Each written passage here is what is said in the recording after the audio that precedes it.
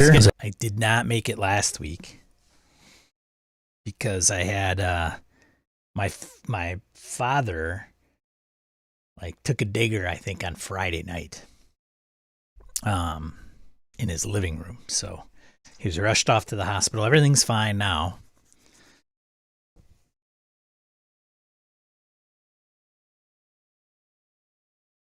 That was a jumble of audio. Can you hear me now? Is everything fine?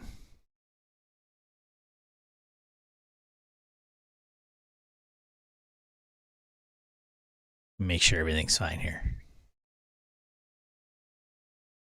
Oh, it's probably catching up. So it's oh, interesting.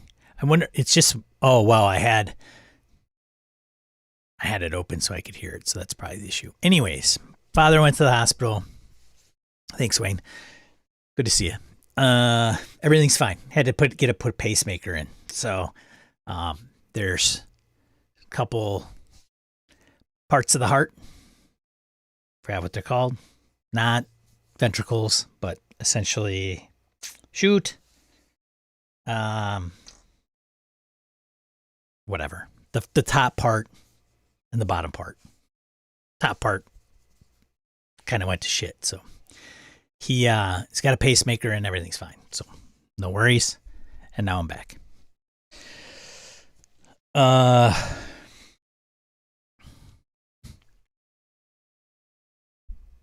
Got some interesting things to talk about today. Aorta ventricle. No, it's like a node. I think it's called like a node. Some type of node, maybe. Maybe that's the word, node. It's the way the electrical pulses go through your heart. There's a top and a bottom node. And the top node, the bottom node always stays at a constant 40 to 60 beats per second. Doesn't go any higher, period, like end of discussion. And the top is the one that rises and falls based on your energy level. And the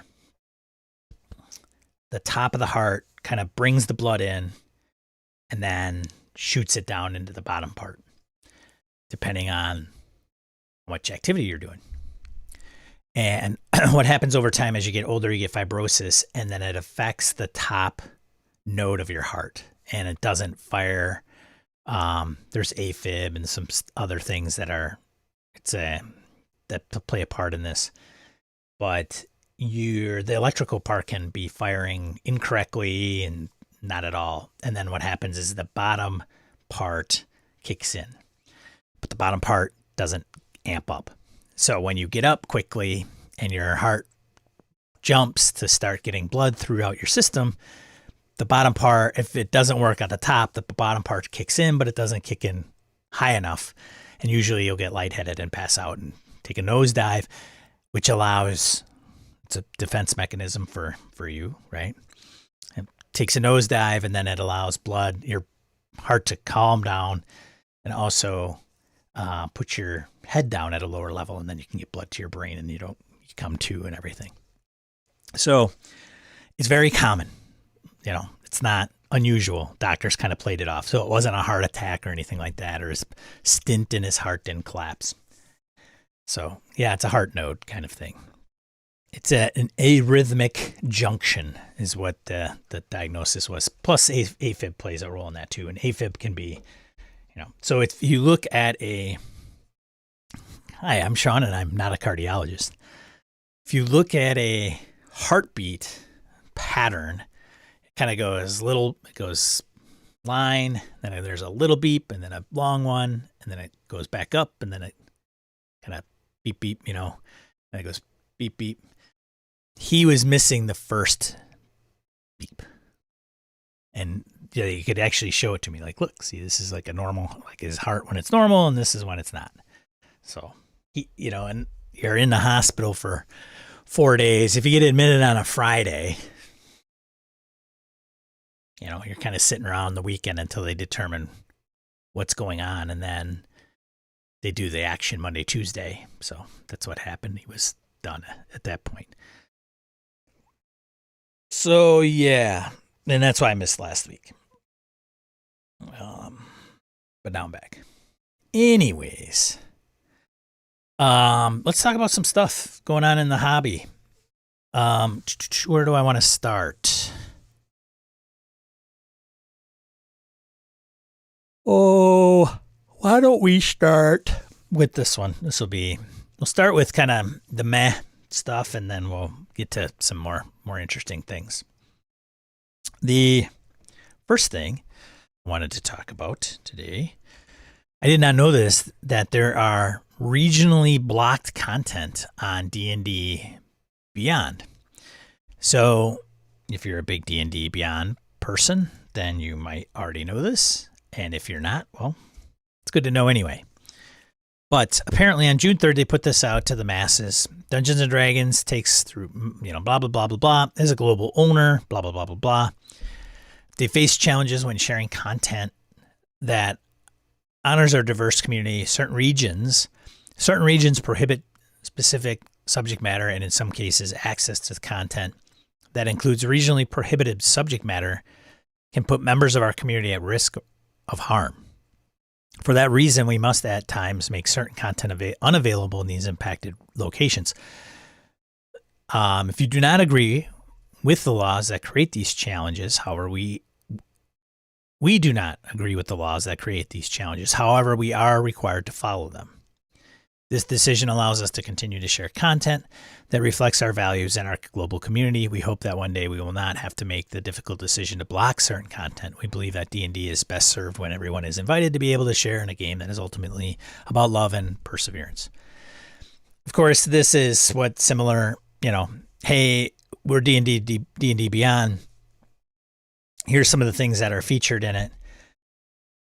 In certain countries, they may say, well, this isn't allowed because it's part of our law. And if you want to play in our country, you have to abide by our laws. And Wizards of the Coast says, okay, and then they do that. So it's always been a subject of controversy when dealing with specifically China because of their human rights or violation of civil rights, human rights violations. The big companies like Google and Microsoft and Facebook all want to, be in that market because there's billions of people that live there. So now it affects D&D Beyond, which I thought was interesting. It doesn't mention what countries, it doesn't mention what things they had to prevent from showing. So in some instances, people were in the previous examples about China and Google and things of that nature. Most of the controversy when it relates to the big one is that the Tiananmen Square event. So they are censoring, searches, and they have what's called the Great Firewall of China, which basically the government oversees and regulates to basically prevent the population from knowing some of that crappy negative stuff that has occurred in China's history due to government policy and laws. So one could say, well, what countries does this affect and what are the elements, and maybe you shouldn't do business in that country. That's kind of the argument for folks that are like, human rights are more important, therefore you should just pull out of the country. Now, if you're Google and you pull out of the country, they still have, they have revenue to deal with and shareholders to answer to. They also are a huge company. So there are probably people in China that could use them. So is there a happy medium to try to, make that happen? Or is the government squash that huge? With Wizards, if they were not there, they're small enough where maybe they just, who cares? So I don't know. We don't have enough info, but that's the deal. It is interesting where it says certain regions prohibit specific subject matter. In some cases, access to content includes regionally prohibited subject matter can put members of our community at harm or risk, which is basically saying that because we're serving up this information, somebody could access that. They would be exposed for accessing taboo, I would say taboo, because let's face it, our culture here in the US is much more lenient than some other countries, maybe. Obviously, D&D Beyond's not blocked. So, yeah, I don't know. There you go. But anyways, I don't know what your thoughts are on that, but that's that. Let's see. Next thing. What do we want? I think I don't have these in any particular order. I kind of threw these together. It's kind of last minute. We'll go to this one. This might be kind of there as we get to more interesting things. D&D maker Hasbro wins board battle against activist investor Alta Fox. So I've been covering this, a little bit here and there. And I think I mentioned how it was kind of dead in the water. Well, this eventually came out June 8th officially saying, okay, it's kind of done. So in the short bullet points is, if you're not in the know, Alta Fox has a stake in the company of Hasbro worth $325 million. And they wanted to make some changes and get some board members elected in order to make those changes. So Hasbro, has fended off a challenge from an activist investor, read Alta Fox, that wanted to shake up its board and spin off the company's lucrative division that includes D&D. So they were in the mindset that D&D and Magic maybe were worth more than Hasbro, or had the potential to be more, and wanted to spin it off, essentially. So on Wednesday, the Rhode Island-based toy maker Hasbro said its shareholders voted to re-elect its 13 directors by a substantial margin, according to a preliminary vote tallies.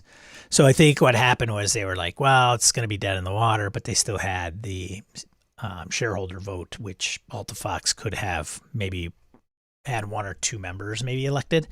And that finally came and went. So that's it in a nutshell. I think it's pretty much dead.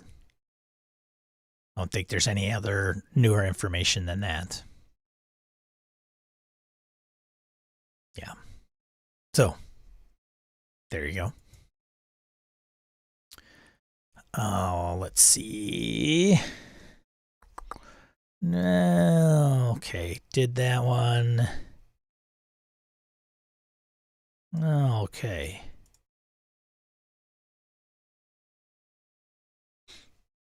Cypher System Monty Cook Games has opened the license for Cypher System. Now, there has been a community program in place for a little while. So if somebody wanted to do community content and kind of like the similarly to DM's Guild on Drive-Thru RPG, they've had that in place. But now they're opening it up a little bit to make it an open game license specifically for Cypher System.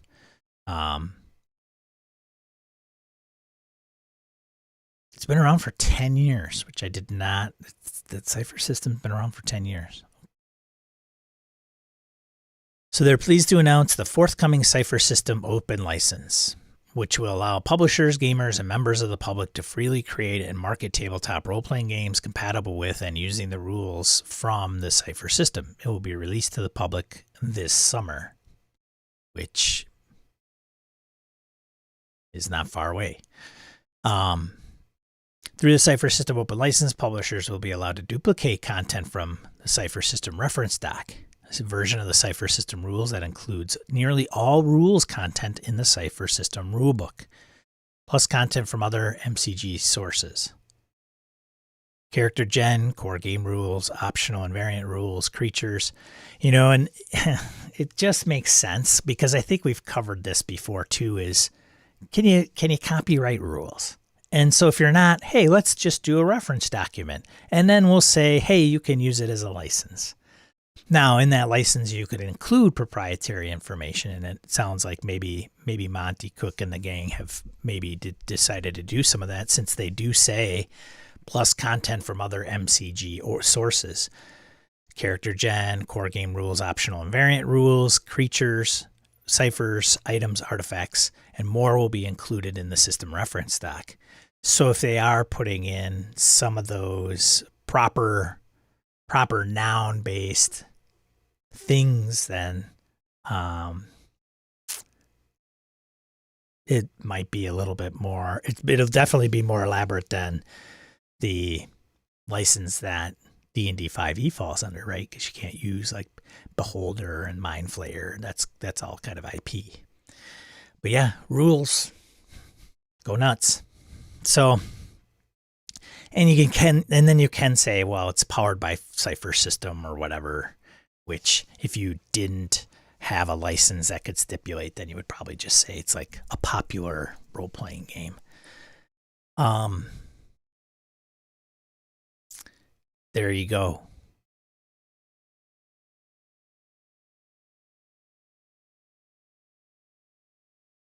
There's like 3 things out there they mentioned that are kind of doing that. Mystery Flesh, Pitt National Park RPG,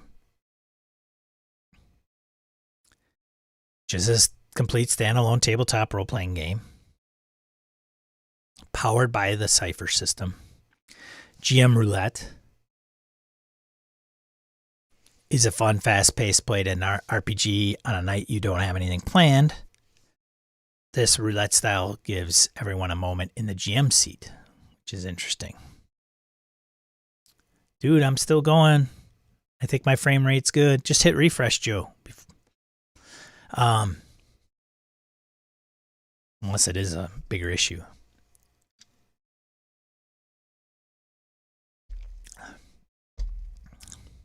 And then Blood and Chrome, which is a cyberpunk source book setting.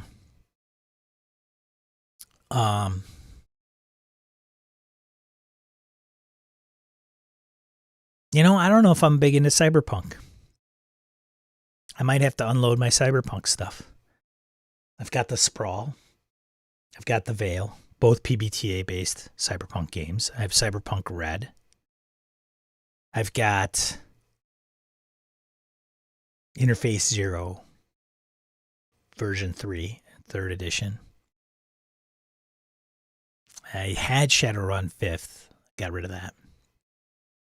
I'm not sure why. I got Blade Runner on the docket, though, which may be a little bit different.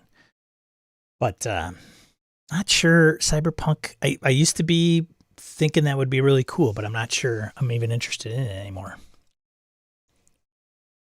I just happened to see it because of Blood and Chrome here. Jason says Hasbro's portfolio is unfocused, and they've been trying to connect the dots between product lines. Alta ultimately wants WotC Digital to join the M&A frenzy. Yeah. Which there's another story, not D&D related, but an M&A kind of thing that's coming up here. Let's see here. Get rid of some of these.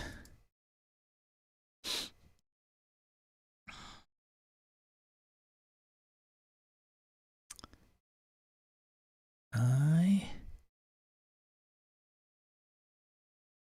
want to maybe talk about maybe this. I haven't looked at this, I don't think. No, this was...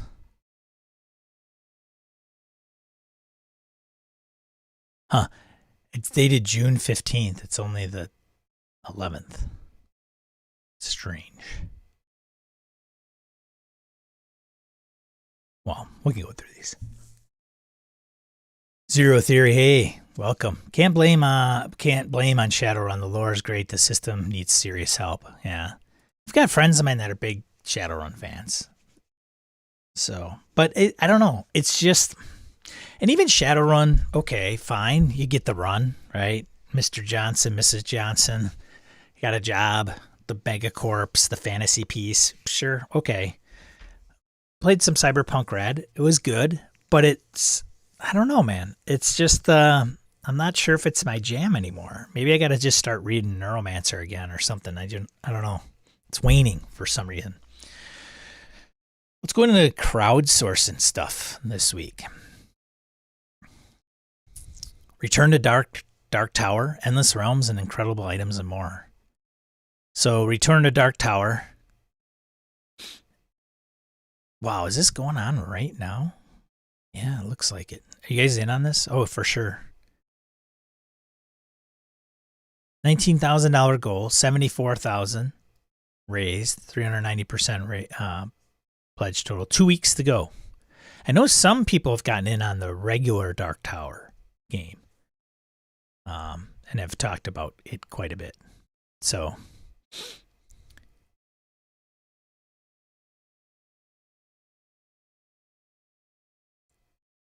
oh, excuse me, I'm tired. Let's see. Endless Realms Creature Compendium for 5th edition. So another creature book for 5th edition. Holy cow. Can you imagine like taking all the 5th edition monsters and monster books, third party and original, and putting them all together? Like, what a crazy beast that would be, right? This one is ending June 28th, 2022. Low pledge level, $2,600. 240 creatures and subtypes. 223% funded. And this is by Lunar Games.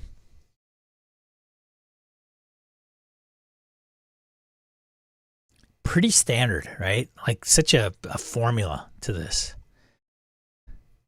Here's a stat block, the lore, here's all the reactions, actions, put a picture in there, float the text around it. Coming up with the ideas, though, for these original monsters would... Imagine being in this process. Like, I haven't put out a monster book myself, right? So let's come up with some monsters. What they look like. Artists can probably make and break some of those, right? The Atlas of the Latter Earth from Sign Nomine Publishing. Sign's been around for a little while. Worlds without number, stars without number, right? So, the Atlas of the Latter Earth, $60. I should have probably mentioned the prices. $25,000 for a Kickstarter level. It's funded at 114. 200-page atlas explores the land, gifting new classes a new origin, foci, ancestries, aka ancestries for the game. It's for worlds without number, which did really well in Kickstarter. This ends June 30th, 2022. So if you're a worlds without number person, this will be probably on your radar, right? Because they probably emailed you to let you know. Incredible Items by Alan Tucker, 5th edition. $15 for the PDF and POD versions.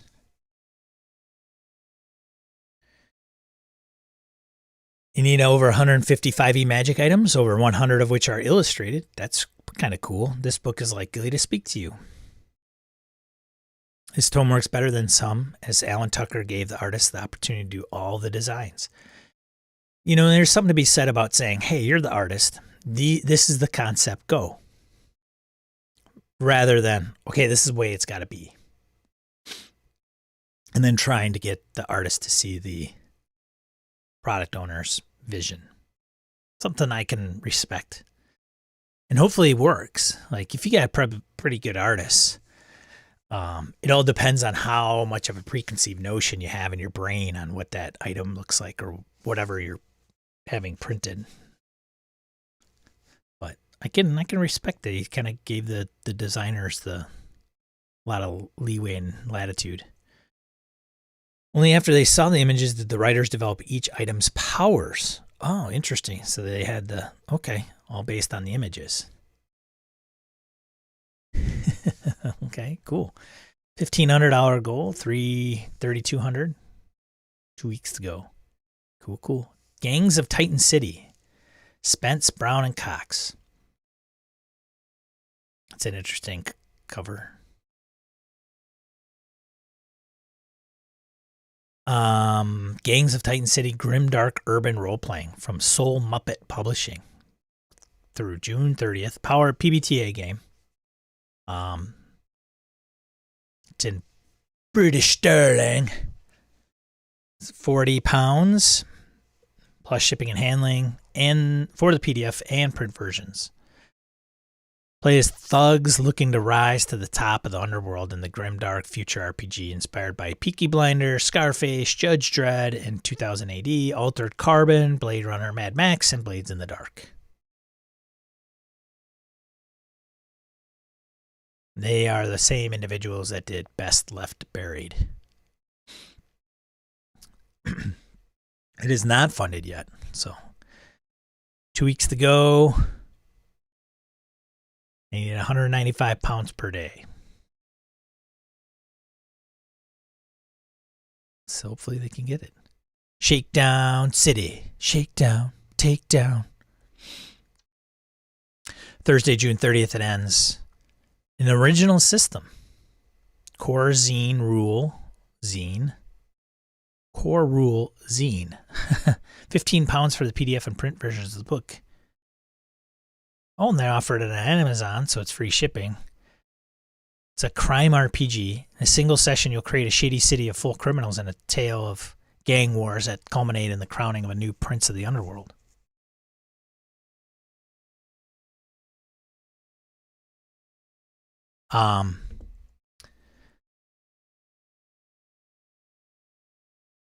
It's in the style of The Quiet Year. If you're familiar with that, it's GM-less. Project uses a normal deck of cards as you draw and collaborate on a setting and tale of concrete and blood. You know, these interest me, like the collaborative setting thing method of creating. I think that's got some wheels coming up maybe this year yet. Getting some player investment.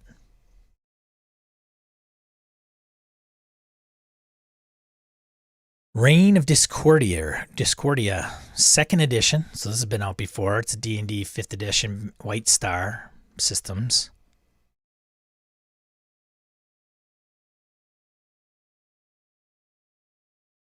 Oh, I did not know this. The original version of this campaign was canceled, but it has been relaunched. Okay, so I thought this looked familiar. It was originally under $220. It gives you 5e and White Star rule sets, so it's both. Takes inspiration from biggest sci-fi franchises of the 70s to tell the story of a fallen empire and your character's chance to get ahead amid the chaos. Interesting. $1,000 goal. They've hit 2,200. 2 weeks to go. So relatively small campaign, but nonetheless.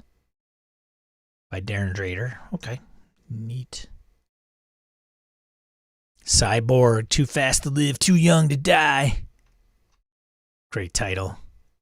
RPG zine. Do you need lightweight chase rules and vehicle combat options for Cyborg?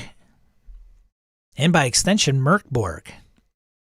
A 24-page zine offers fuel-injected mayhem, including high-speed combat rules, tables of hazards, lists of vehicles, how to incorporate the city, and much more. I did back Cyborg. I do not have the art. I do not have the copy of the book yet. I think it's coming. I do have the PDF. It is the another cyberpunk game. Yay!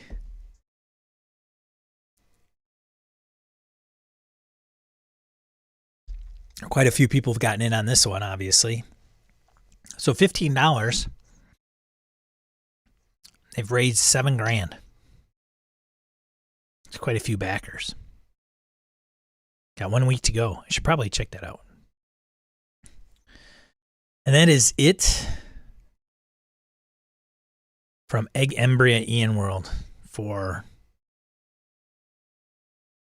crowdfunding. Any of those catch your eye? Zero Therapy said sounds decent. I know that was one earlier up. Says Zero Theory says, I'm wondering if Grimdark is at full saturating now or not. It seems to have exploded recently. Grimdark, yeah. Grimdark. Grim and Perilous? Grimdark. There's Grim and Perilous and Grimdark. Dark and Perilous? Yeah. Who knows? Maybe. Could be. We'll see. All right. Let's see what else. Print news. RPG print news. Let's go to this. I'll hold off on that one. I want to go to this one. All right. I need to know who are the Symbaroum fans out there. So the Ruins of Symbaroum 5e. Ruins of Symbaroum is Symbaroum for 5th edition. That's what they're referring to it as. So big R, little O, big S. So this is Chase Carter, his opinion piece on Ruins of Symbaroum. One of the best D&D's 5th edition adaptations yet, but it comes at a cost. Tell me more, Chase. Gain 2 permanent corruption for using the 5th edition ritual. So I have some folks that have purchased this, and it's always been because the Symbaroum game is not Year Zero engine like many of the other properties that Free League puts out. It's probably the one, I think it's the one in their catalog that is probably the most, or the furthest from Year Zero engine. I have not played that. I do have the core rule book and an adventure book of the original Symbaroum. The art's fantastic. The premise of the campaign is great. And obviously with Free League, this is a play to grab a lot of the 5th edition population. And maybe they can, again, it's a bridge. And hopefully 5th edition players, game masters will take a look at the property that Free League puts out, which is a great strategy. I don't blame Free League for going this route, because how do you get people to buy your games when everybody wants to play 5th edition? Well, one way to do it is make a 5th edition game or supplement. See if you can pull them in with the flavor and maybe some of the tweaks like corruption that's involved with Symbaroum. Give them an awesome setting and things of that nature. And then they get a little taste of that. Maybe they say, hey, if you really like this game, try, Twilight 2000, Forbidden Lands, Tales from the Loop, Vaesen. I haven't really read the details of this article, only because it's an opinion piece, and if Chase likes it, hey, well, that's good enough for me, I guess. But what I'm really interested in is if you've bought, because I've talked, like one of the guys that plays in our Forbidden Lands games, I think Phil had Symbaroum, backed it, probably got the PDFs relatively early, started reading it. And depending on who you are, you're going to either, you'll appreciate it or you won't.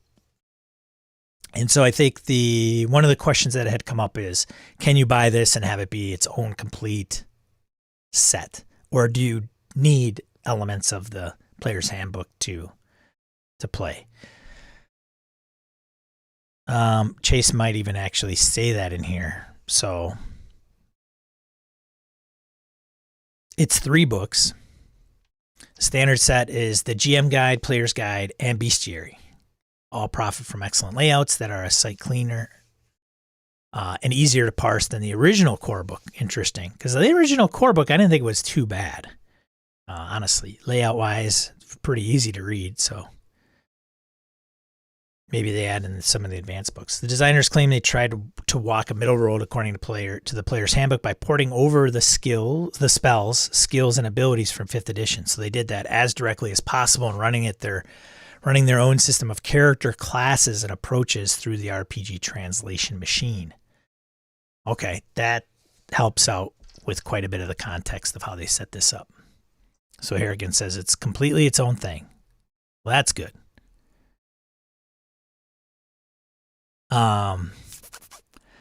Fortunately, those classes show the Endeavor's first foundational cracks.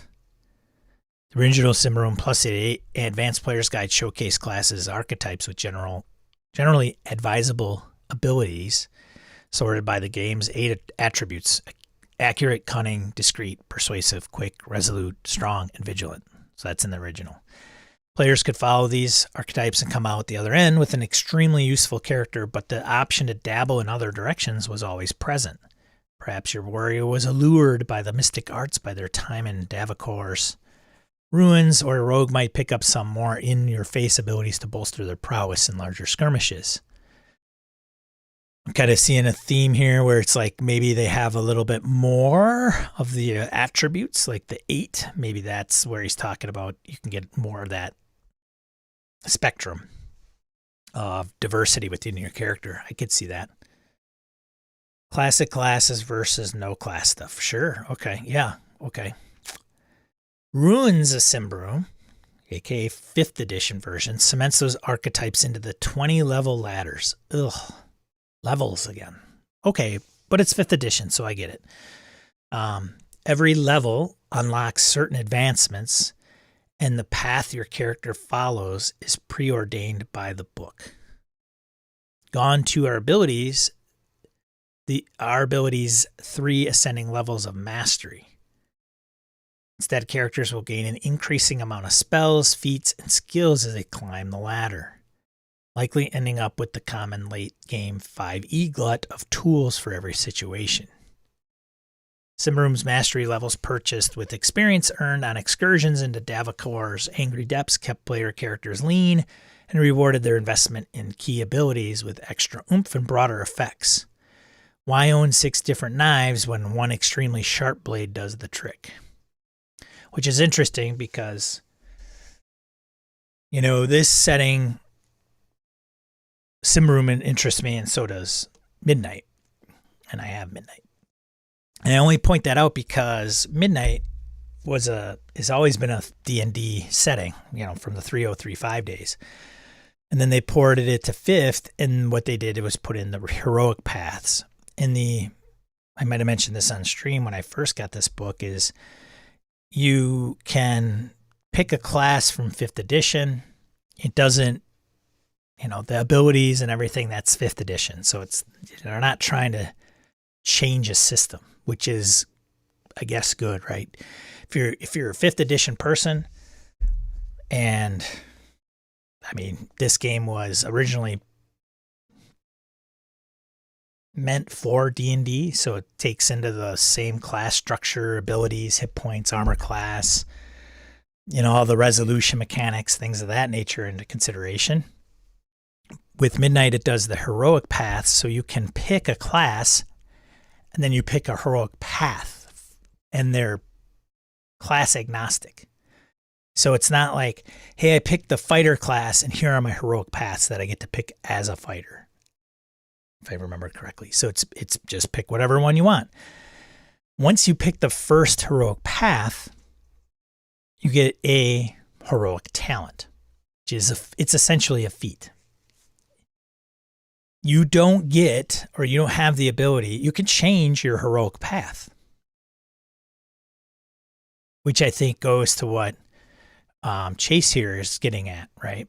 With the original Symbaroum versus the 5th edition part. So with Midnight, if you change heroic paths, okay, the only difference is in your heroic path, you get a new feat every 4 levels, which allows you to be a little bit more diverse as a character when you change different heroic paths. Now, obviously, you get if you want to be really narrow focused, then you stay within one heroic path as you climb the levels, taking advantage of all those and they might have prereqs, right? So you're almost pinned into that heroic path journey silo in Midnight. Many you can choose, but the for sure the first talent of the heroic path tree you cannot obtain if you change to another one.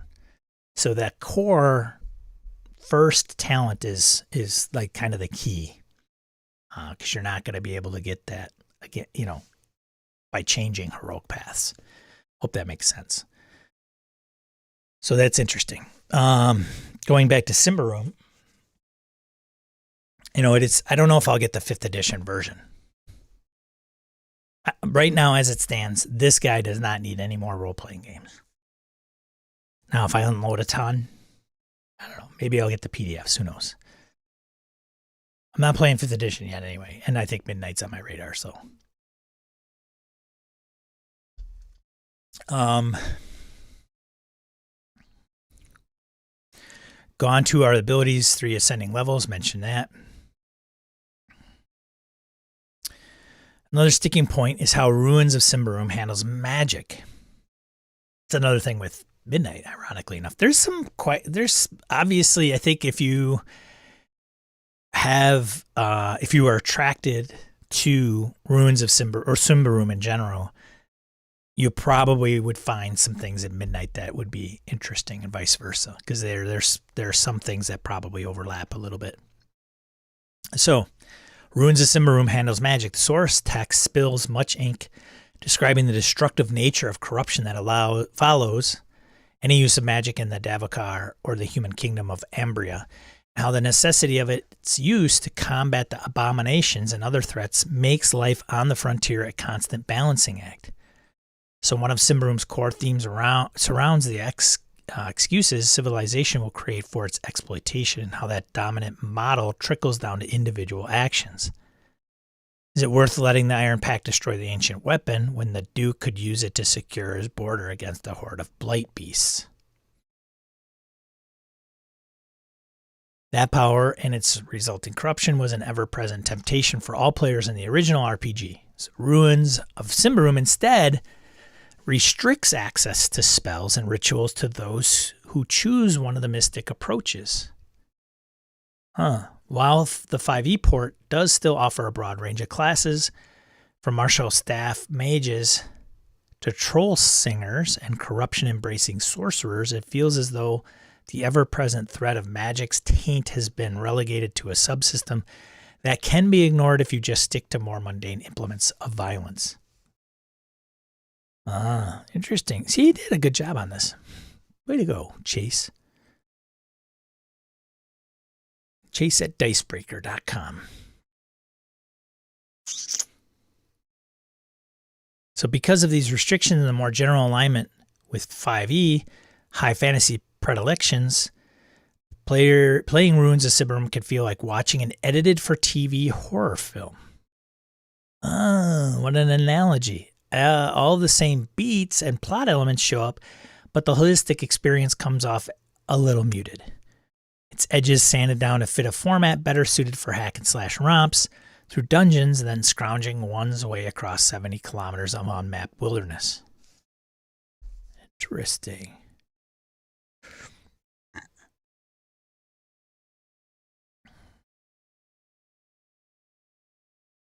"5e combat heavy focus works surprisingly well," he says.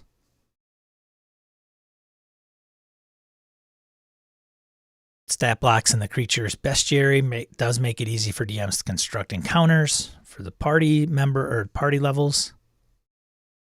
My group played through Where Darkness Dwells, so he's played the book or the product, which is great. The adventure he mentions offers a fantastic overview of the kind of challenges Symbaroum will throw at players, all neatly packed into a graveyard several dozen kilometers from the safety of the nearest settlement.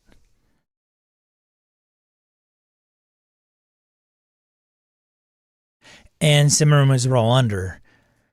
With Ruins of Symbaroum, it's 5e, so you're rolling over. So we didn't have Symbaroum's roll under attribute test to prompt inventive or unorthodox solutions.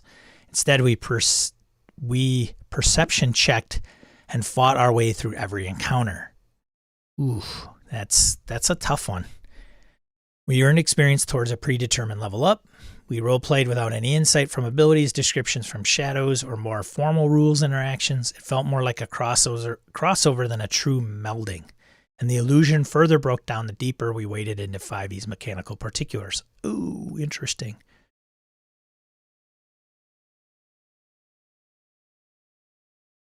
The Ruins of Symbaroum is an excellent adaptation that shows freely tried to sacrifice as little of the original game as possible as it was alchemized into a 5e shape.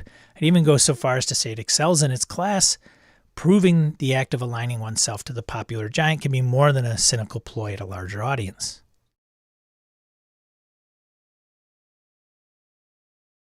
It's preserved an admirable amount of its gorgeous world building.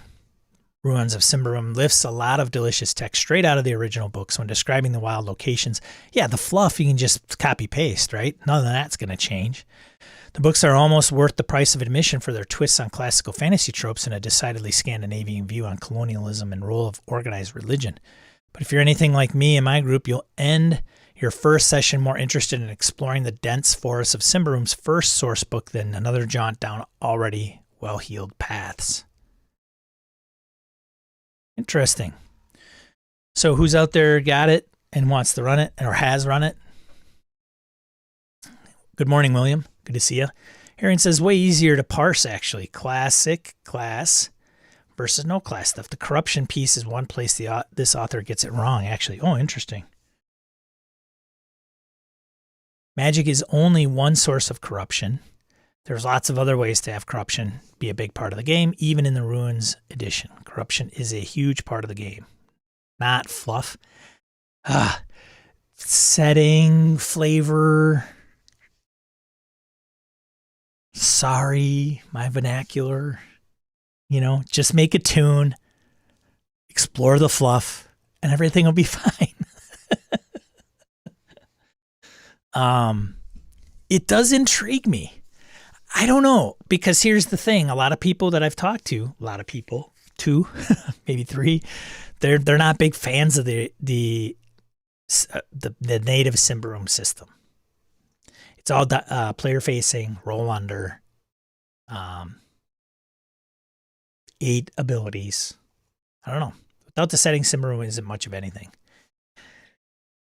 Yeah, maybe it just needs to be a setting book, you know, which sounds like you still need, you know, if you're going to do creatures, then stat blocks always come into play.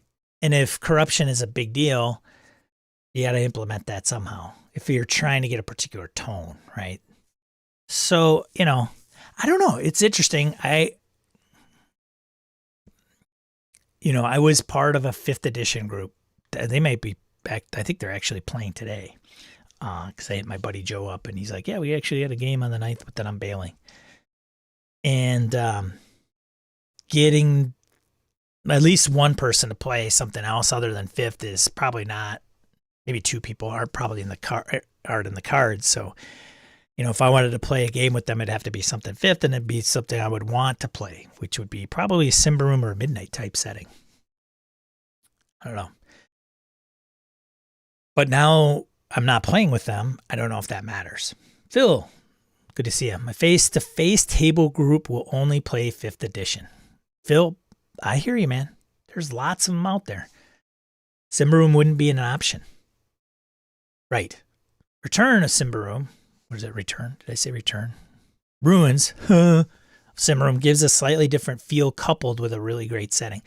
It's almost for, I think the corruption rules for magic users will really change how spellcasters sling. Interesting. So I think with some of these games where we get the game master who's like, you know, I'll play a lot of different games. I'm tired of kind of 5th edition at the time. How do I get my peanut butter and chocolate to be okay? And this is probably us game masters will probably be like, even if Symbaroum itself was like the great game that you ever played and the mechanics and the setting all gelled together, you know, and some people will say that that's the case currently, but say somebody's like, Maybe it's the best role-playing game ever. Yet your group is tied into the 5th edition ecosystem and they have no desire to buy other books, even though I think they'd probably have to buy one of these, right? They'd probably have to get the player's handbook. So there's that. So, hey, you got to buy this book. And you convince them to do that. They don't have to relearn the rules. I mean, that's the biggest thing I've seen with 5th edition. How do I say it? Monogamous players is that they don't want to learn. I don't want to learn the rules. Sorry, that's terrible. But you know what? And that's okay. I get it. Sure. Like that's what they want. That's their jam, even though it's going away. So, but there's plenty of 5th edition stuff that it'll take years to play. Especially throw in some homebrew.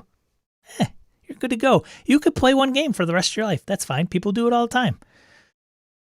But if it's game masters who like the spice of life, not all of us, but some of us game masters, this has got to be one of the few ways that you can do it. And you don't want to like reinvent your own world or whatever. Invent your own world.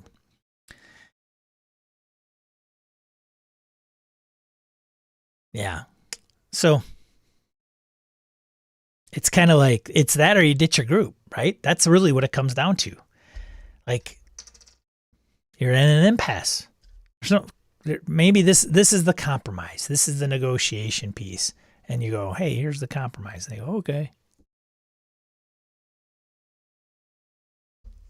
So you could take the best role-playing game out there ever. And if, say it's not 5th edition, in your opinion, but your group plays 5th edition only,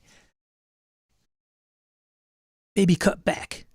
Or you try to compromise and get something that's a setting that you appreciate, maybe with some tweaks to the rules, like a corruption and mechanic that's in Ruins of Symbaroum, and Symbaroum for that matter.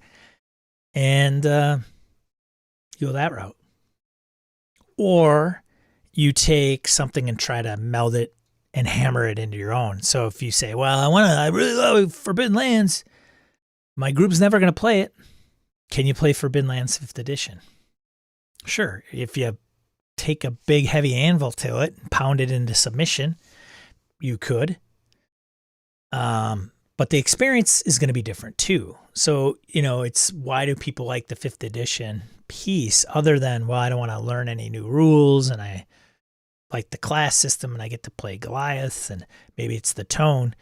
Even if you do hammer Forbidden Lands into submission and try to convert your own Forbidden Lands into a 5th edition mechanics, you'll lose it. You'll lose it. It was Craig Shipman. Every episode I mention that freaking guy from Third Floor Wars interviewed. I can't remember his name. But he was talking about, I got my phone right here. And I mentioned this last time on stream about his talk about people kind of going, it's a good game, but my Strauss, Band of Blades, Scum and Villainy, that's what it was, Band of Blades. Where the people were like, yeah, Band of Blades is really great, but we find that a lot of people die. And is there any way to play that game without all that death? And he's like, sure, but then you're not playing Band of Blades. So that's the thing with Forbidden Lands and hammering something and conforming it into a 5th edition is like, oh, it's about rogues and raiders in a lost world. Forbidden Land, whatever. And it's hex, exploration, survival. If people are in 5th edition and they don't equate that to exploration and survival, you can hammer on that sucker all day long. You're going to get people that just aren't happy with playing that game. It's really that simple. So Phil says ditching the group is not an option. Some of them are elementary school buddies coming together for 20 years. They'll be down for ROS because it's 5e. Hey, man, I've been there. So, and that's okay. Forbidden Lands 5e? No thanks. Square pegging around hole, for sure. Wayne says, I understand the sentiment intellectually, emotionally. I don't get it. Play one game for the rest of my life? Crazy talk. More power to you, Phil. Well, Phil's getting his side hustle is what he's doing. He's got a side hustle. He'll play in other games like Delta Green and Forbidden Lands, right?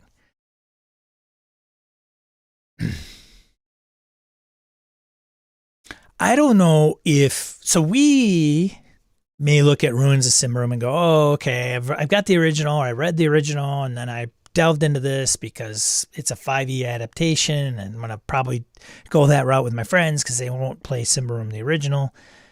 So we probably look at it and analyze it and compare it and things of that nature. I don't, maybe he said we'd perception checked our way through a lot of stuff. So depending on the group, they may not get into that deep of analysis at the table. They may just take it for what it's worth. Oh, corruption, it's kind of this bolted on ka-chunk thing that makes it a little more rich as it relates to the tone of the setting. Who knows? So mileage may vary, I guess, maybe. Love having the gaming side mistress. Yeah. Okay. Phil's cheating on him. That's what he's doing. Let's see if I don't have any other news. But one of the things that was brought up to me recently after a game last night. Thanks, Wayne. Have you guys heard of have you heard the good news? New School Revolution. That is an 80s boy band, if I haven't heard of one, right? New Edition, New Kids on the Block, New School Revolution. There are no pointy-eared elves here.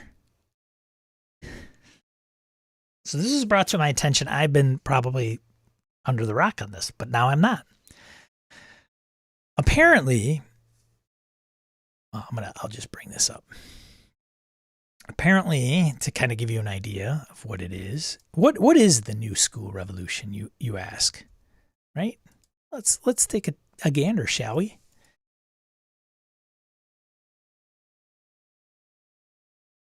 On December 19th, December 21st, 2019, Panda Theist, I'd have to look who that is, published a short entry called New School Revolution on their blog, Bonebox Chant.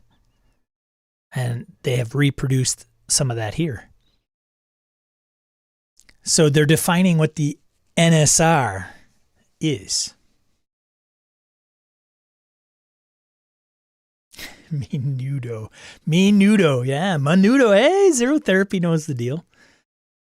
An NSR game has a GM, a weird setting, and a living world.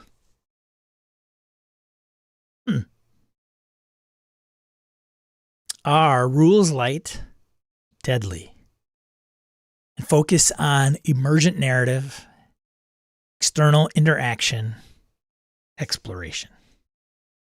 You guys getting this? You getting this? Are you getting what they're throwing down? So I don't know if they touch on this, but this is we need to separate ourselves from the OSR, because N becomes before O. I don't know. New School Revolution. not old school Renaissance or revival. All right. The more things change, the more they stay the same. So the weird.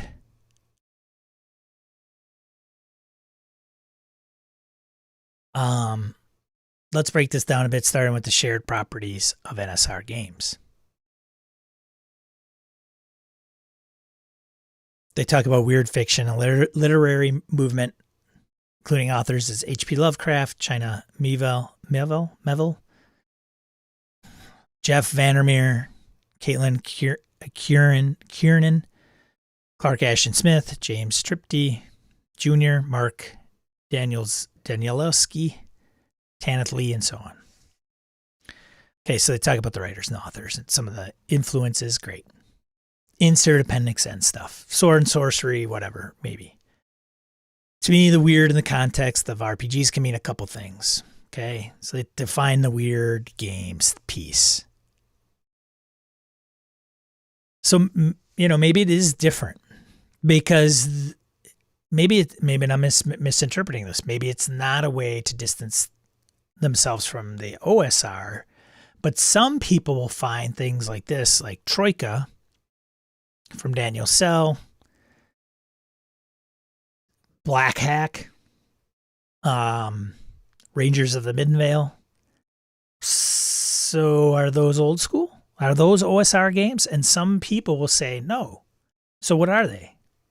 Are they new school games? So maybe that's what they're trying to kind of group together. They're not 5th edition trad games because they're influenced by the old school stuff. But old school falls under Swords and Wizardry and Labyrinth Lord.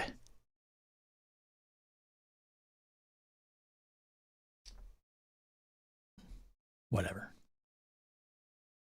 It's the Neo OSR. Okay, this is what it is. Yeah, yes, Harrigan has mentioned that. Those games are considered Neo OSR. So now it's not Neo OSR, Harrigan. It's New School Revolution. So can we just agree on that now? Just say, hey, it's the New School Revolution.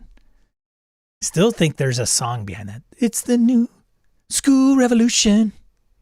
Put some synths in there. Keytar. Gabe Dibbing. Gabe's lurking, waiting in the shadows to launch out.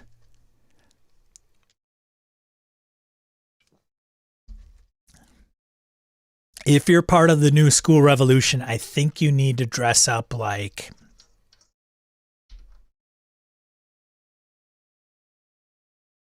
Backstreet Boys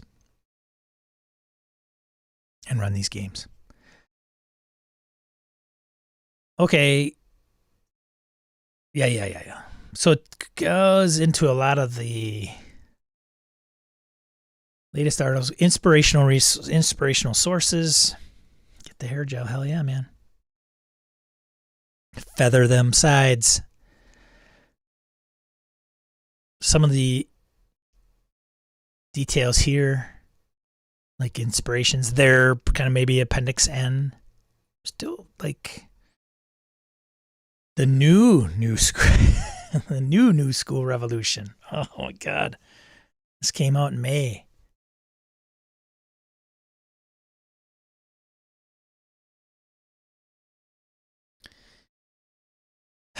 A definition no one will argue with. As of Wednesday, May 4th, 2022, you can read the complete definition of all the elements of an NSR style game here. But I know that won't be good enough because the NSR is not simply a play style or game design philosophy. It is so much more than that. I plan on explaining exactly what I mean right now. Here it is. I'm going to define what that word NSR means to me. The NSR means whatever the fuck you want it to mean. There you go. There you go. Welcome to the community, because to me, the real definition of NSR is not beholden to the definition and linked above. To me and many, many others, NSR is a community, full stop. I talk to my friends on the NSR Discord more often than most of the in real life friends. Now, I had heard also that this is also individuals that appreciate progressive ideals. And for those that don't,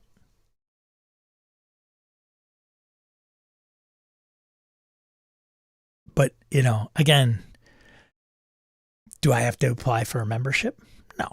Do I have to apply in a membership for the other group? No. How is it defined? There are some guidelines here, obviously. I don't know. Apparently, it means whatever you want it to mean to yourself. I rely on creativity, sensitivity, and humor to get through the day. And really, this person relies on individuals that are on that Discord. Big community. Here are a few examples of what regular NSR Discord members have said about the term NSR, picked semi-randomly.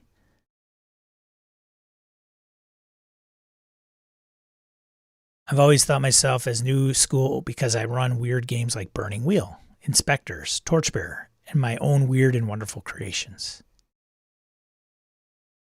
I think new school design has some tendencies like lighter rule sets, combining OSR ideas with those of the other design movements, and an emphasis on hacking or customizing the games you play, but there is definitely an explicit attempt to be welcoming to people with different sensibilities.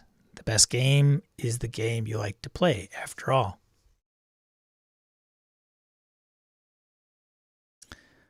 Notice that there's one here later, but notice many of these are not going well, comparatively speaking, you know, to the OSR or what have you. One says the NSR as two different things. There's the NSR movement, which may or may not actually exist, but there's a perception that it exists and that it produces games that are inspired by the OSR, but lighter / less retro-cloney, like Into the Odd. Then there's the NSR community, represented by this server and our companion forum, the Cauldron. The community here has broader interests than lighter OSR games. We explore and discuss every style and approach to RPGs without gatekeeping or proclaiming any one true way to play an RPG. Shit, man, you got me there. I'm in. If you ask me, the community is a lot more interesting. That's what it's about. What kind of community are you trying to foster?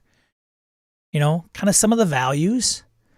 And it's funny, in corporate America, we've got this stuff. They need to spell it out and put it on walls and things of that nature, where with communities that are built through RPGs, it's not wholly dissimilar, but it's almost much, much more organic, I think. NSR, much like FKR, now I'm lost, it is a patchwork of things. What's FKR?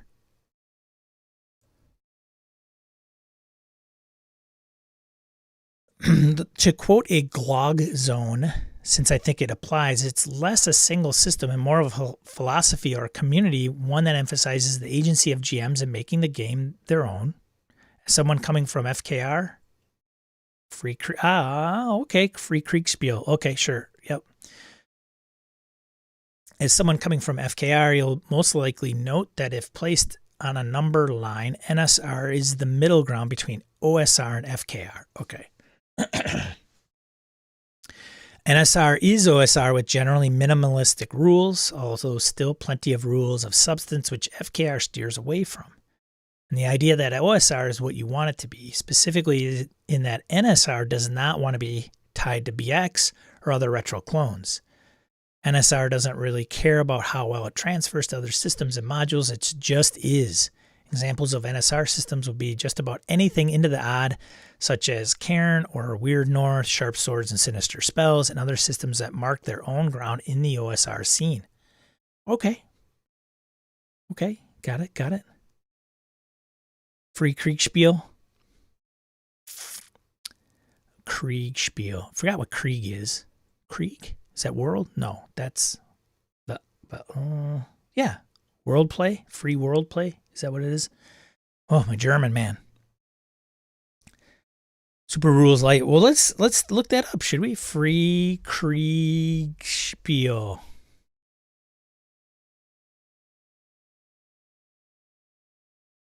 Follow me and die. That's Larry. I know Larry. Reddit. Brief introduction in the emerging Free Kriegspiel revolution. Style of RPG play for those curious. May have heard of FKR recently. Old-fashioned Free Kriegspiel war games and pre-D&D RPG campaigns. It's something like a fork of the OSR. Here's some of the principles I've observed with links if you want to dive deeper into the rationale. FKR tends to be very minimalistic. Somebody's noted. Thank you very much. Radelk, good to see you. Although it usually isn't completely freeform. Opposed 2d6 rolls are common, although other dice conventions can be used as needed. A common trend seems to be starting out very bare bones, then adding in rules as the campaign continues based on what it needs. Mini systems are frequently tweaked, replaced, or thrown out as the campaign evolves. The rules are the servant, not the master of the game. FKR strips out most of the rules in order to increase realism. FKR places a high priority on immersion and realism by giving the DM a lot of authority over the rules. They can decide what to roll, when to roll, the range of possible outcomes. The idea is that a human being is better able to adjudicate a complex situation than an abstract rule set, and they can do it faster. Wow. Okay, that's cool. Cool. I've known the term. I know it's out there, but this is good. I'm learning. Look at me. I'm learning. FKR has less rules to let players do more.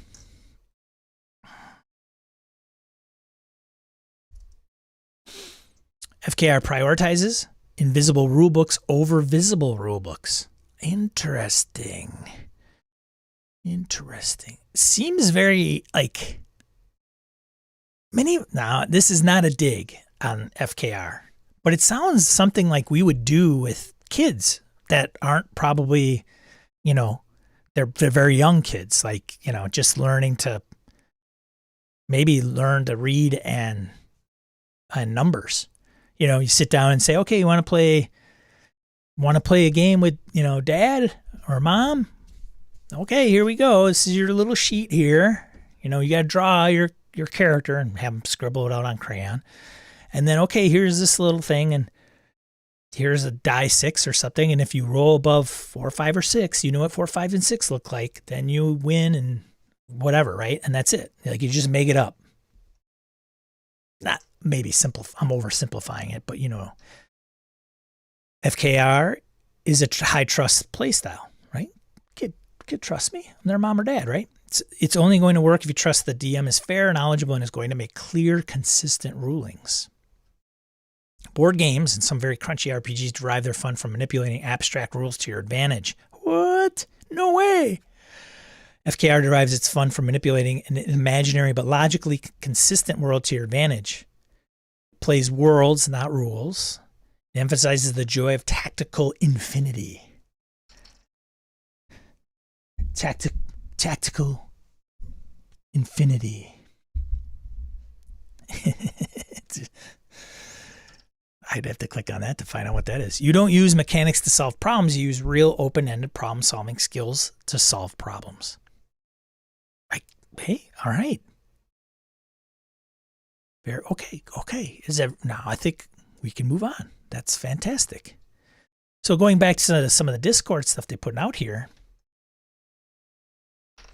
So FKR, Harrigan's all FKR. Harrigan, please update your name so it's Harrigan, parentheses, FKR. Krieg. Yes, it's war. That's right. Kriegspiel. Should probably know that. It's Weltkrieg 2. I don't think they refer to it as that. German. Anyways. So yeah. Okay. NSR, picking up where the OSR left off, opening the floor of experimentation and saying no to bigotry. Now, here's the deal. I want to also make this very clear. There are individuals that I respect that play OSR. They love OSR. They're whatever. But they are also not bigots.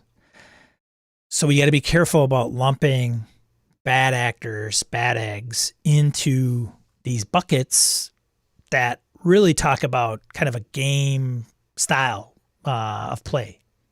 Then like that whole group is filled with Nazis or whatever. It's so, okay.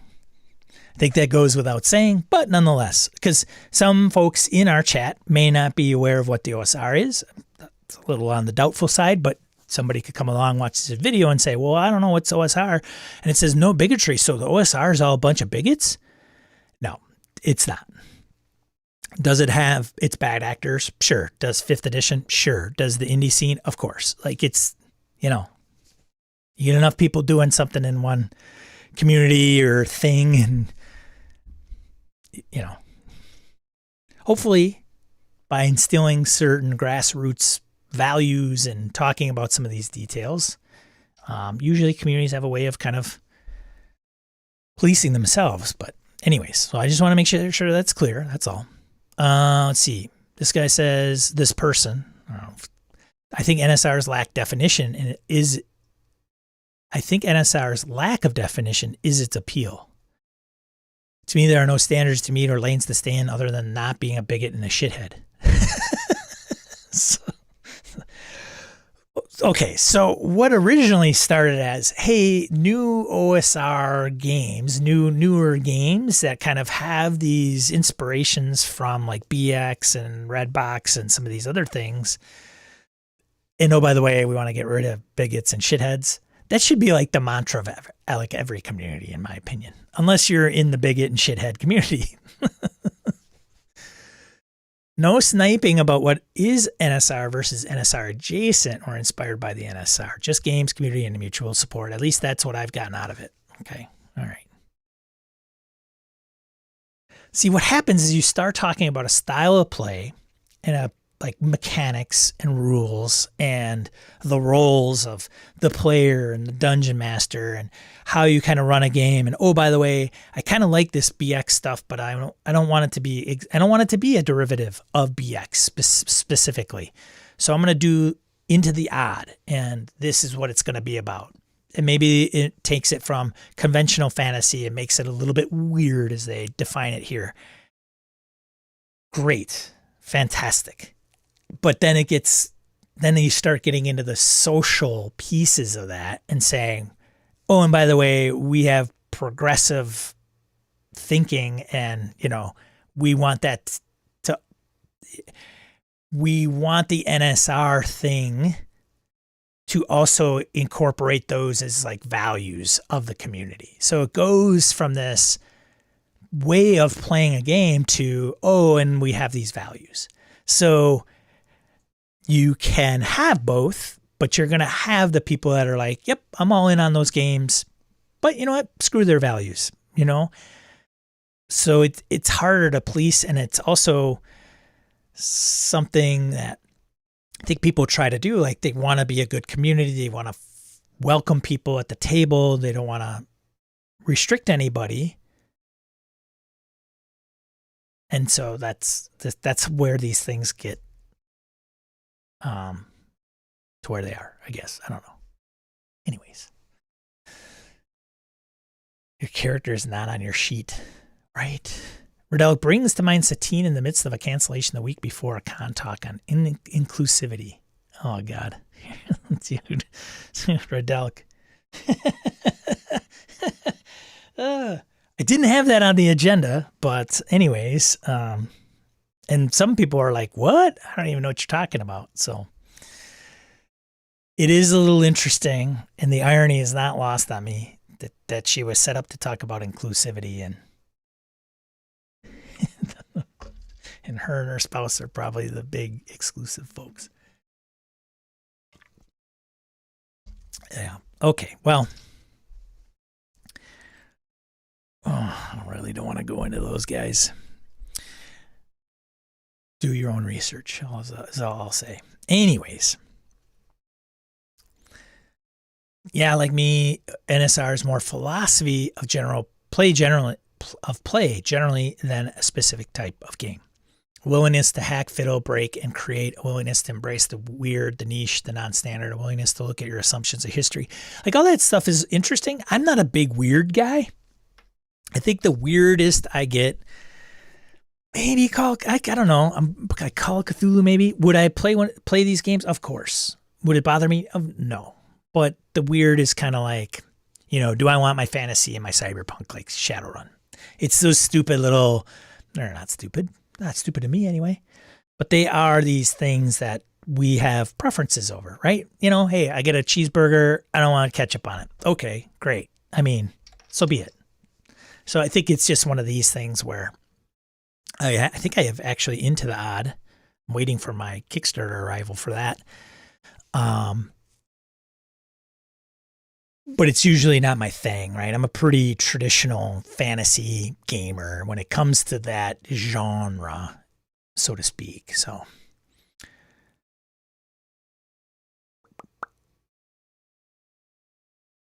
Lost Bay podcast is pretty cool. I do like a lot of that RPG content. Weird is great for one-shots, I think. And weird, DCC, I think, is probably the weird part. That's like the spectrum I go on as far as my weirdness. Like, running into a monster, I don't know what it is. I'm good with that. Like, it's strange and weird. Okay, great. But when it starts getting into, I don't know, guys with bowling balls on their heads, or arms with chains, or chains for arms with bowling balls on the end. I always say it's like, Serious Sam, baby. If you don't know what Serious Sam is, look it up. Video game. Fun to play, but it's a video game. You're just blowing people away as a first-person shooter. I don't think weird has to be included. I would personally not staple the two things together.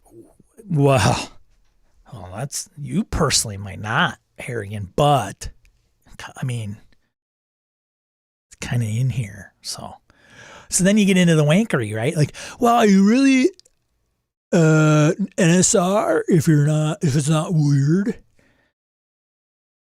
And these guys and gals are probably open enough where it's like, you know what? We just like cool people and cool games and talking about it and not having people kind of come in and shit all over everything, which I can completely understand and respect. Great. Fantastic. And yes, there's probably an underlying theme with the games that they prefer. Hey, I can get on board with that. What would a 4-year campaign in Meatlandia look like? Yeah, I don't know. You can run these games very straight. Yes. What's up, Mort? Hey, good afternoon, Mort. Mort coming into us from the UK. Good to see you, man. Talking about the NSR, Mort. Have you looked into the NSR? Do you know what the NSR is? Hey, have you heard the good news? Let me tell you. Hey, have you accepted the NSR as your new game of choice? Same thing, different day. Always problems with putting things in boxes. If it's not music, it's RPGs. It's the type of video or films you like to watch, the books you like to read. Put them in a box. Help define them, because everything needs a definition. It does help, though. It does help. Some of those things do help, kind of understanding the similarities between some of those commonalities. So it's not completely unfounded. I understand it. And I always thought, like, with the OSR, isn't it just an appreciation for a particular style of play that tends to lean on the originations or retro clones that have to deal with BX? White box, whatever. Yeah. Oh, you're done with pigeonholes, Mort? Come on, buddy. There's so many more holes. Here's how I see it. Redelic says, not a bad thing, but the Anchor podcast crew for OSR like to build a group to talk to each other about RPGs. The NSR crowd is mostly artists and writers. Talk about new ways to run RPGs and promoting each other's work. Okay, so so I have thoughts on the RPG anchorites is what I've heard them referred to be like. Driving down the road in their car, they hit the Anchor app and hit record, and then they just banter back between and leave comments between themselves, and they're very spur of the moment. And I like to refer to it as audio vlogging than a podcast, but whatever. I guess that's my wankery, right? Guerrilla podcasts, yeah. And some of those guys are like Matt Jackson. I've lost touch with him. I liked Matt on Google Plus. Some found him, abrupt and kind of a crank. And I think at times he would admit that he's a crank. He and I are fellow veterans. I took Matt, at face value. I know he's one of those guys. He's diehard, like OSR, and it doesn't come without its. How do I put it? It could be a little bit of a tunnel vision, I think, and that's okay if that's his thing, but it's not mine. So if I had a beer with Matt, fine, so be it. But I'm not reaching out to him to say, hey, man, I really think you're cool and want you to be part of the Discord. So I get some of those. Anyways, it's as good a definition as any for OSR. So hard to agree on what it actually is, though. I know old Scouser insists it's only D&D related clones, for example. Here's my car driving 3-hour vlog on RPG immersion again. Zero theory. Yeah. Whatever. I don't want to. If they're having fun, hey, so be it. So here it says, it feels like the NSR community is known for being open, creative, supportive. Pretty nice, right? So how did it get here? How are we doing? Who knows how words are formed? I might have some of these folks on GM Mastermind. This may be a thing to understand. Like, what is it? Because it sounds like the intentions are there. And I think the OSR, if you sometimes run in certain circles, whether it be 5th edition or indie gaming or kind of all over the place on the gaming spectrum, you'll come across these folks that associate themselves with the OSR, and it can turn into a crap show. And therefore, then that's their first impression. Or somebody's influencing them to say, look, that person, they it's OSR and their Twitter handle, stay away from them. They're known to be a bunch of bigots and Nazis. That's not the case. It's not the case. But the OSR could face that, right? Well, this is what we do. Well, but what is that about? So people understand it. So, thanks, Wayne, for bringing this to my attention. And Harrigan, you mentioned Neo OSR. This sounds like it's like, here's the kind of formal, let's put a website up there and get some of the principles. And some of these Discord things here, these are testimonials. What this is like, what do you think the new OSR is, or the new OSR, new school revolution? See, that's another thing they have to be careful with, because people are like, oh, it's like new OSR. Well, what about BroSR?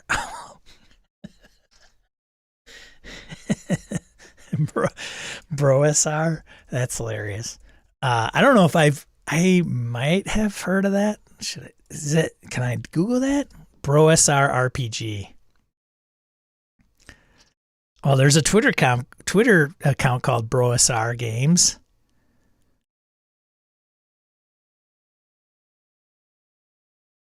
It looks like he's a big fan of Raggy. Oh, it's a parody account. That's hilarious. Oh God, jeez.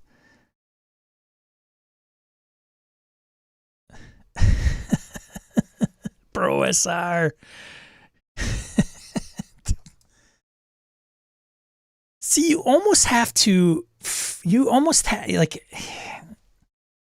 I don't, sounding like Andy Rooney over here. I think Aaron the Pedantic did an interview with this guy. Seems like a lot of posturing, but they honestly weren't that bad. I think it's if you're like lumping yourself in the OSR community and you're very big on the OSR piece, and there are people that piss you off because they give the OSR a bad name, I think you have to put them in their own group. Call them the BroSR or whatever. I don't know if that's derogatory or not, Mort. Call them the BroSR. Are you part of the... Look, I'm not part of the BroSR. That's the BroSR. Well, who's the BroSR? Well, the BroSR are the folks that we refer to as the bad actors and assholes of our community. They like our similar games, but they're not inclusive. They're more on the gatekeepy side. Some of us could give two rips about some of that stuff. Okay. Everybody wants to lay claim to something there. Oh, Redelk. Oh, man. That's a whole nother ball game, too, Mr. Gillespie.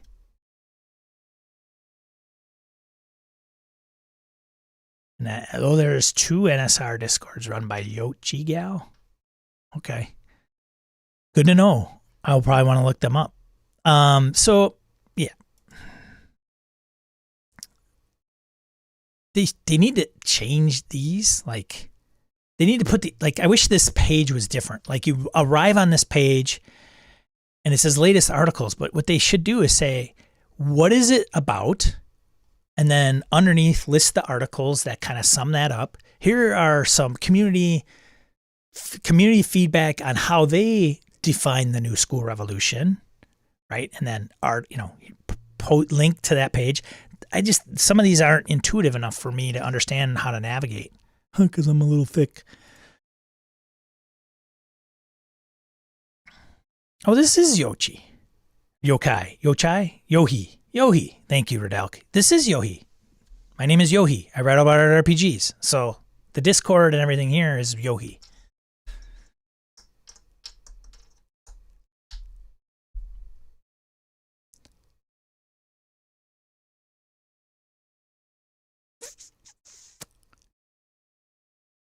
I like to think most of that stuff dissolves once you're sitting at the table with folks, just people having fun. Says Zero Therapy. And I imagine you're talking about the baggage. Maybe. More, my time is so precious. I generally try to avoid these conversations, talk less about gaming, make more time to actually play some games. More ape. Dude, if I were doing this, I wouldn't be here. Or if I were doing that, I wouldn't be here, Mort. I do think this is interesting though, because it's just, what are they trying to do? What are they encompassing? And whatever. It's just something to be aware of, I think, when we talk about different types of games, because some of these can fall into different realms. Like, what type of game is that? And some of us could say, well, here's is it like D&D? Well, like, everything's like D&D, right? That's some of the, even in the hobby. It's like, oh, is it D&D? Well, kinda, not really. Okay, well, how does it differ?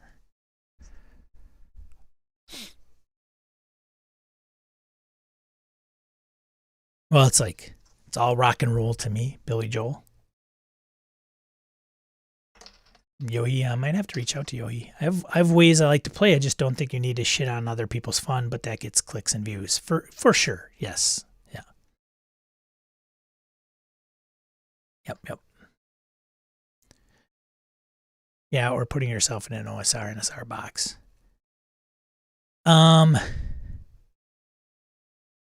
It's kind of like,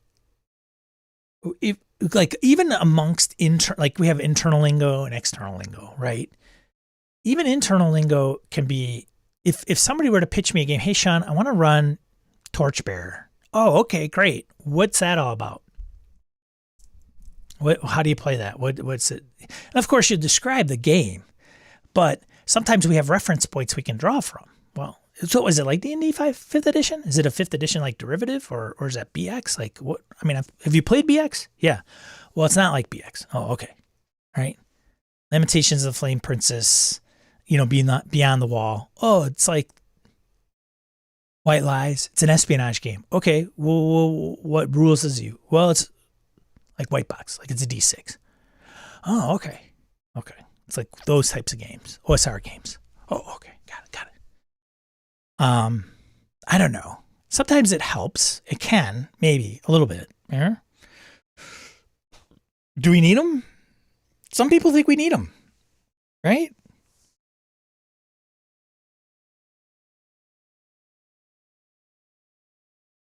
The dude that does Mothership, Sean McCoy, that dude has a cool view on game design, and Perplexing Ruins would be good from NSR to get on GM Mastermind. Okay.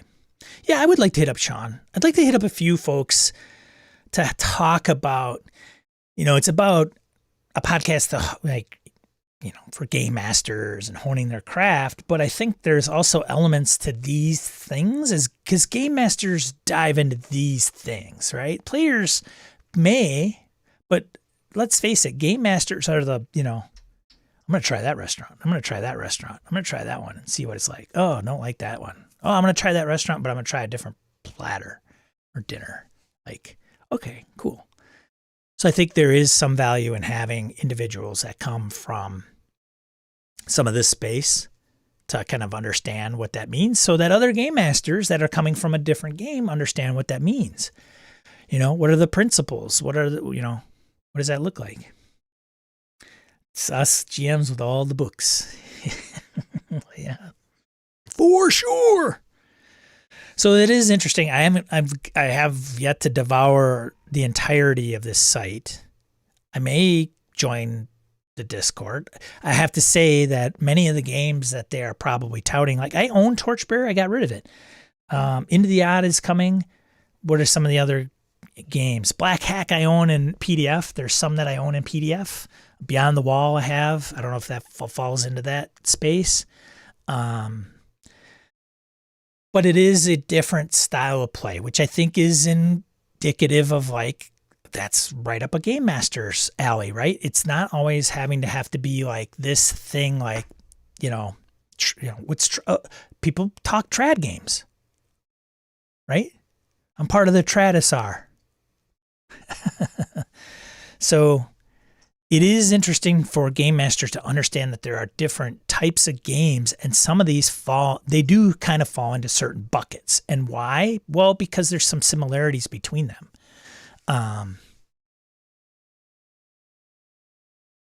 But some of them it can get wonky because you could say, oh, Torchbearer, okay, great. So that fits into NSR, and does Burning Wheel? Because Burning Wheel is crunchy. So where does Burning Wheel fall? Terms trad and indie to describe games way before the OSR was a thing, for sure. Well, yeah, man, that comes from the Forge. The Forge, and you got everything, and then you've got all these individuals coming up with their own games. It's funny how that meets, though. Some of the indie folks, it really blew me away when Jason Cordova was involved and is involved with, Tales from Black Dragon. Here's this, what I always pictured as the gauntlet guy, powered by the apocalypse, and he's, Tale of Black Dragon is an OSR podcast, but it's kind of like this indie OSR space. So I don't know, whatever. Nate Shrem, Sean McCoy, Chris McDowell, Luca. I know of Luca, Perplexing Ruins. All people I love to hear about GMing and game design. Yeah, and I don't know about game design because I'm so far removed. I've never designed a game myself. Some people will say, well, if you design your own homebrew, that's kind of like being a game designer. Yeah, maybe. I mean, I wouldn't put myself in that same bucket. I think somebody on Craig's podcast was not wanting to kind of fracture that. I think it was Jason Morningstar, actually, person of Fiasco and Bully Pulpit Games. He's he was, I think it was Jason, very nice guy. I think I met him. I'm pretty sure I met him once. I know I've seen him. But I think he was one of those that just was, I'm no more of a game designer than somebody else sitting at home coming up with new things. I don't know if I would picture myself in that same realm because Jason's been published and put stuff out. It's kind of like, well, I write a blog. Do you consider them an author? Yes, they've authored blog articles, but they haven't put out a book. Do you have to put out a book to be an author? You get into that wankery. I don't know. Game design is the next step up from GMing. They are all perpetual GMs. Yeah. I would like to get Jason on the show for sure, just because he has such a passion for making things work for GMs and being a big GM advocate and making it, like I said, easier. Brindlewood Bay, I'm interested in reading that just because of how he mentioned, GMing being at the forefront. I think that's, yeah. Yeah. Yep. I like to design games. Cool. Do you design OSR games? Zero Theory? Where do you put your game? It's good stuff regardless. Everybody makes different games that people enjoy and have different communities that people can, move in and out of. Yeah. I think that's all I had for today. The NSR thing really intrigued me. I appreciate Wayne bringing that to my attention. It sounds like, I wish this was a little bit different. Like it was the first page, like, help me understand what this is, man. And then, it's kind of here. Got it. But even, on these pages, it's like,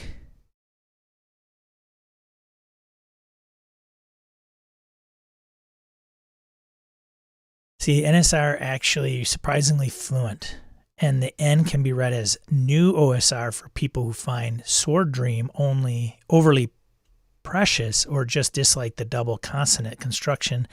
I mean, some thought has put into this stuff. When in doubt, add a level of encapsulation, abstraction, or indirection. OSR still has the mind share, though. But seriously, NSR seems like a great name to differentiate. If people want to go in that direction, can we make this a thing? But that is not the whole story, because even at our community's earliest stages, something sinister loomed. Bum, bum, bum. Fear is the community killer. Fear is the community killer. Behind those first few tremblings, something else was stirring. I'm down. But what happens when the Nazis and fascists adopt the NSR tag and infect the pool once again? I don't think we'll ever be rid of them, but I am definitely down for the new acronym. It needs a logo. Yeah, right? Like, I get where this person's coming from. Their fear is all too real, a specter that haunts this hobby and many others as well, and it raises a few questions that I've been poring over for some time. How do we keep our community safe from the influence, presence, and power of Nazis, bigots, fascists, transphobes, and the like? And how well have we done so far? And I think you just have to get people that are of a similar mindset in that regard, and then the games fall into play there. I don't know.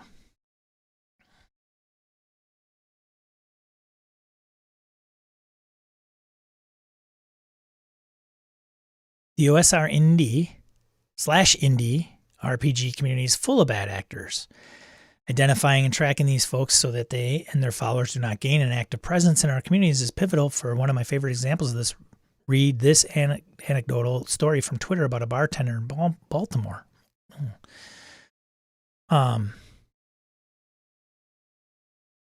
Yeah, well, and it also helps that if you know somebody that put out some really good product, that they're not put on a certain pedestal either and given a, I don't want to say given a platform, but yeah, essentially, like we know a couple people that have done that.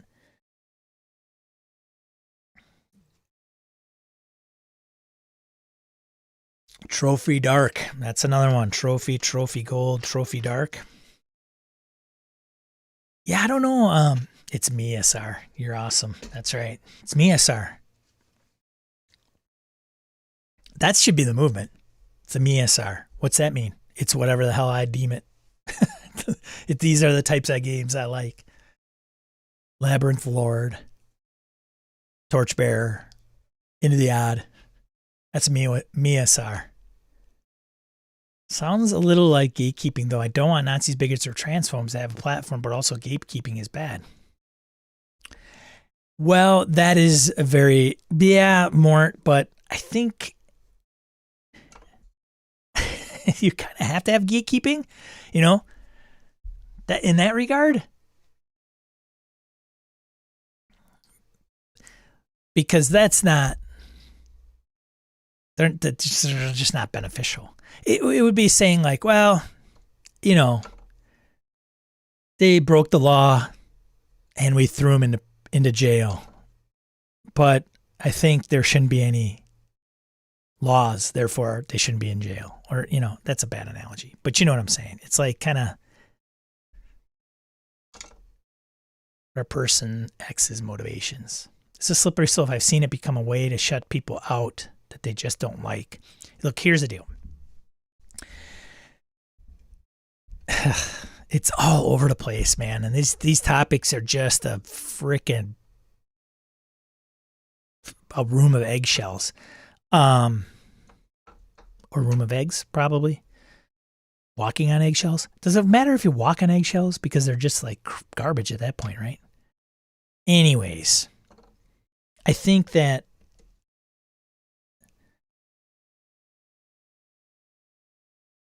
a community in the RPG's mantra should be that everybody's welcome at the table. I think that goes without saying. However, is it a but? Oh, God. People prefer to play different games, and they prefer to play games in a particular way. That's not inherently bad, I don't think. And somebody's going to argue, but Sean, hold on a second. But what if your choices are terrible? But what if you're wanting to play that game in a particular way is bad? So it would be the same as, how do we come up with a decent analogy around this stuff? Like, I have a restaurant. I prefer to serve up food like this. One could say, if you don't eat meat, for example, you're probably not going to go to a steak joint. That's what we are. We serve steaks. Am I a gatekeeper by saying I serve steaks? So I'm going to gatekeep the vegetarians out. Now, a steak place could say, here's the argument, but Sean, you could offer salads for those that aren't fans of steak. True. Perhaps, yeah. Maybe I could do that. Sure. That would allow people that has a group that are vegetarians and steak be able to sit down at the same table and have a meal together.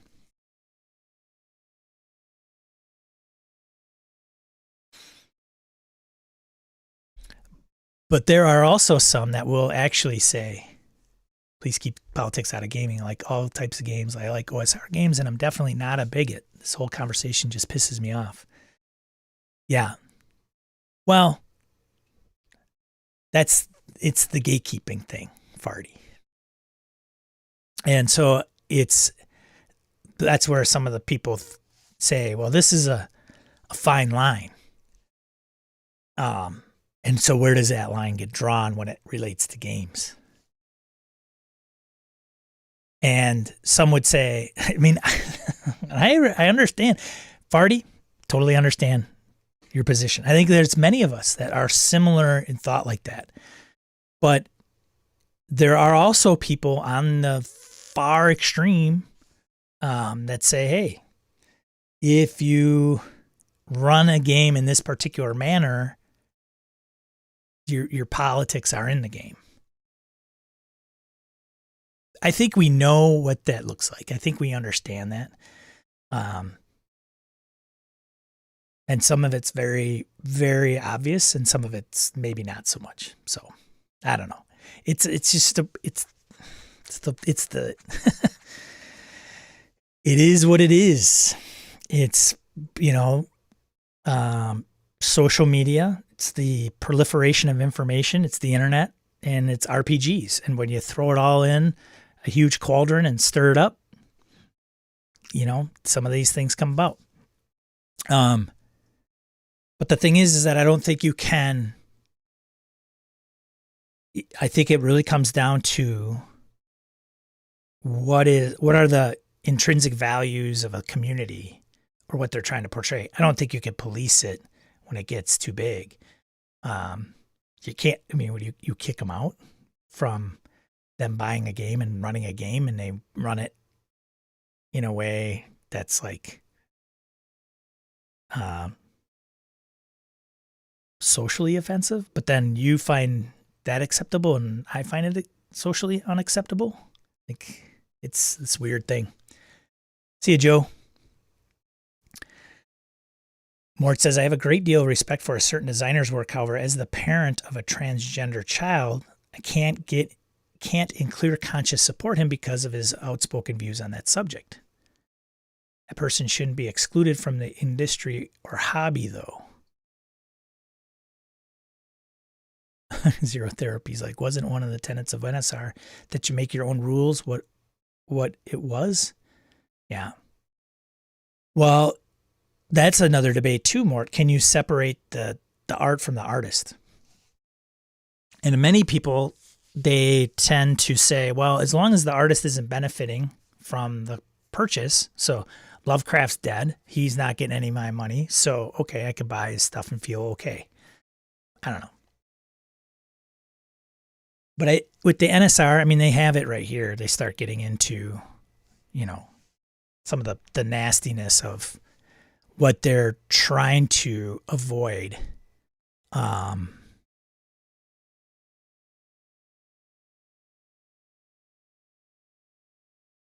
Knowing is half the battle, and going into some of the details about being open, right? We can all agree, like, hey, we like to run games. We have a particular style in which we run them and particular choices in those games of preference, gaming preferences. And, we don't care the background of the individual that wants to play. Like, that's not the qualifier.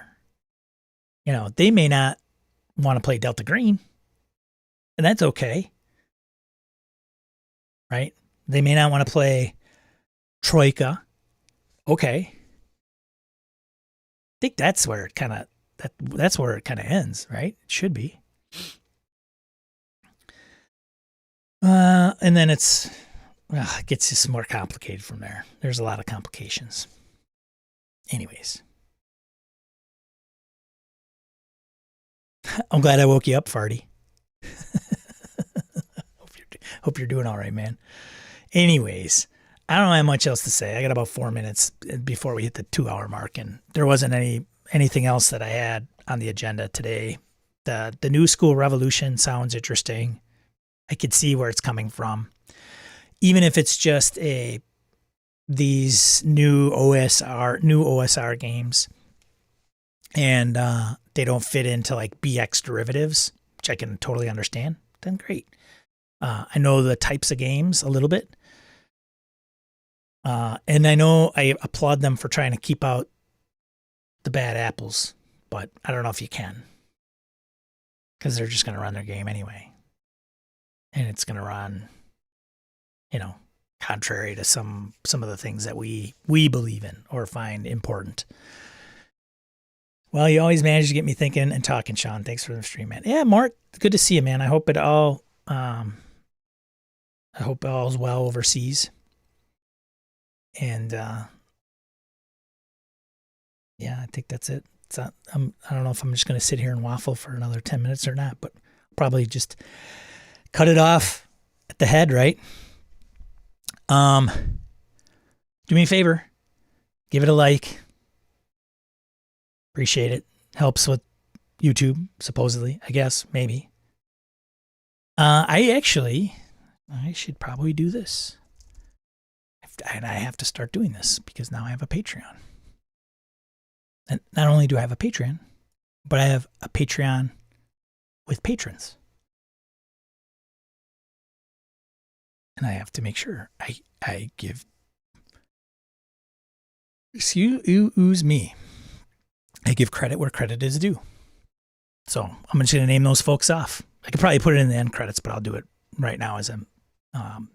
So I want to thank the following folks for helping me out on the patron side. So Eric Salzwedel, Jeff Walkland, Ghost GM, Aaron Relia, Matthew Helsby, Eileen Barnes, Laramie Wall, Farty McButterpants, Harrigan, Huscarl, Larry Hollis, Tony Sugarloaf Baker, Merkel Froelich, Zagrave, and Joe Swick. Thank you. Appreciate it. And I'll leave you with this. Be a positive force in the tabletop RPG hobby. Thanks, everyone. Appreciate it. Have a great rest of your weekend. Game on. That's all. See ya.